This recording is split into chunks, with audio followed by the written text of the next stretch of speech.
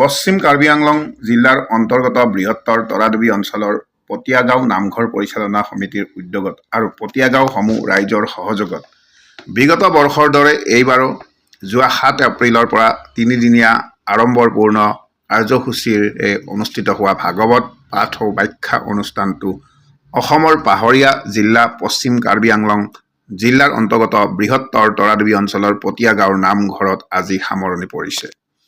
আজি সামৰণি পৰা ভাগৱত পাঠ ও ব্যাখ্যা অনুষ্ঠানটোৰ কাৰ্যসূচী অনুসৰি কালিৰে পৰা আজিলৈকে শ্ৰীমন্ত শংকৰদেৱ সংঘৰ বিশ্বনাথ চাৰিআলি জিলা শাখাৰ প্ৰচাৰক ৰন্তু শইকীয়াই তেওঁৰ সহযোগী পাঠেক শ্ৰীমন্ত শংকৰদেৱ সংঘৰ ৰঙিয়া জিলা শাখাৰ সংস্কৃত শাখাৰ প্ৰাক্তন সভাপতি অচ্যুতানন্দ দাসৰ সৈতে আহি ভাগৱত শাস্ত্ৰ ব্যাখ্যা কৰি ভাগৱত পাঠ অনুষ্ঠানটো দ্বিতীয় বৈকুণ্ঠত পৰিণত কৰি তুলিছিল। পতিয়াগাঁৱৰ আইসকলৰ দিহানামৰ পৰিৱেশনেৰে পতিয়াগাঁও নামঘৰ পৰিচালনা সমিতিৰ উদ্যোগত আৰু পতিয়াগাঁও সমূহ ৰাইজৰ সহযোগত তিনিদিনীয়া কাৰ্যসূচীৰে অনুষ্ঠিত কৰা ভাগৱত পাঠ ও ব্যাখ্যা অনুষ্ঠানটো সামৰণি পৰে। পশ্চিম কাৰ্বি আংলঙৰ পৰা নাৰায়ণ বৰুৱা।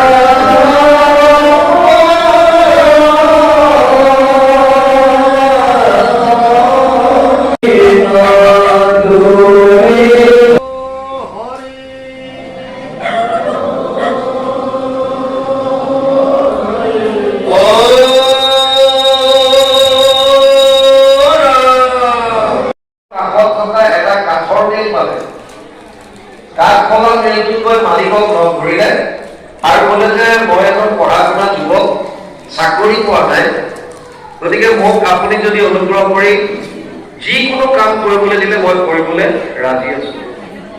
কাঠখনৰ মেল মালিকে ক'লে যে মোৰ বেলেগ কাম নাই, এই জংঘলখন মই কিনি লোৱা হৈছে, ইয়াৰ গছ কাটিব লাগে খালি, গতিকে তুমি কৰক লোৱা, কুঠাৰ লোৱা আৰু গছ কটা আৰম্ভ কৰা।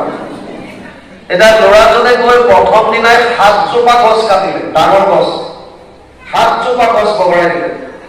মালিক মোৰ খুজ হ'ল, ৫ জোপা কাটিলে। চতুৰ্থ দিনা ৪ জোপা কাটিলে। পঞ্চম দিনা ৩ জোপা কাটিছে। ষষ্ঠ দিনা মাত্ৰ ২ জোপা কাটিব পাৰিলে। সম্পূৰ্ণ জোৰ লগাইছে কাটিবলৈ, কিন্তু মই কিয় কৰা নাই নিজে বুজি পোৱা নাই। মালিকজনৰ অভিজ্ঞতা আছে, তেওঁ বহু সময় চিন্তা কৰিলে আৰু পাছত গম পালে। তেওঁ সুধিলে যে মোক এটা কথা কোৱা, তুমি ৭ দিনত তোমাৰ কুঠাৰখনে কৰখনে কিমান বাৰ ধাৰ কৰিছা? তুমি যিটো সাধন দি পেলাই গছ কাটিছা, কুঠাৰ আৰু কৰক ৭ দিনত কিমান বাৰ ধাৰ কৰিছা? কি ক'লে? এবাৰো কৰা নাই। সমস্যাটো বুজি পালে, জোৰটো লগাইছে, কিন্তু সাধনটো তাৰ যিটো তাৰ উপাদান যিকেইটা আছে, কৰক আৰু কুঠাৰ, তাত ধাৰটোৱে দিয়া নাই। ধাৰ নিদিয়াকে যদি জোৰ লগাই থাকে তেতিয়াহ'লে তাৰ পৰা লাভ নহ'ব। এই কৰক আৰু কুঠাৰ, এই দুটা বস্তু হৈছে আমাৰ শৰীৰ আৰু মন। ভাগৱত কিয় কীৰ্তন কৰিব লাগে মানে আমাৰ যুগৰ 4টা ধৰ্ম দিছে। কৃতেয়তে ধ্যায়াতো বিষ্ণু, ত্ৰেতায়াম যজতে মুখে, দ্বাপৰে পৰিচৰ্যায়াম কলৌ তদ হৰি কীৰ্তনাথ। 12:3-52 দ্বাদশ স্কন্ধ 3য় অধ্যায় 52 নম্বৰ শ্লোক ভাগৱতত লিখিছে। আৰু ইয়াৰ অনুবাদ মহাপুৰুষ মাধৱদেৱে ঘোষাত কৰিছে।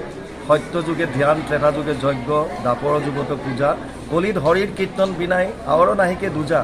কলিৰ মানুহৰ যিখিনি সামৰ্থ্যতা শৰীৰ আৰু মনৰ কৰ্মমাৰ্গ বা জ্ঞান মাৰ্গত যাব পৰাটো অতি কষ্টকৰ। জ্ঞান মাৰ্গৰ বিষয়েতো ভগৱানে কৈছে, ক্লেশো অধিকতৰস্তে চাম অব্যক্ত আসক্ত চেতসা অব্যক্ত হি গতিৰ দুখম দেহবদ্ভিৰ অভাপ্যতে।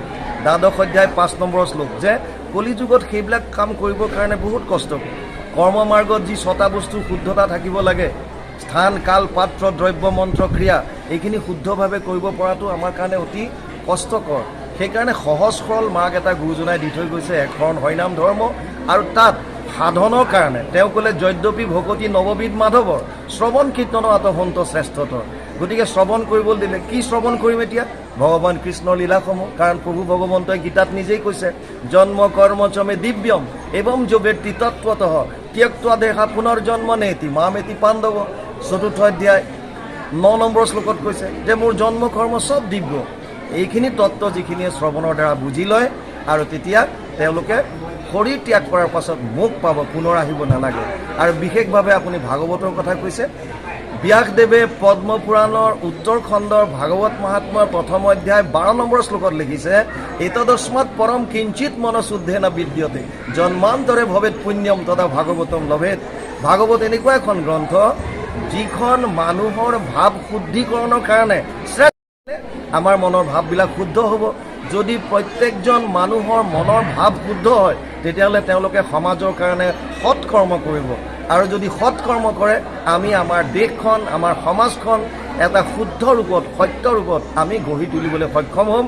মানে এখন সুন্দৰ সমাজৰ কাৰণে এটা সুন্দৰ মনৰ প্ৰয়োজন, আৰু এটা সুন্দৰ মনৰ কাৰণে ভাগৱত শ্ৰৱণ কীৰ্তন আটাইতকৈ প্ৰয়োজন। কৃষ্ণ বাবু।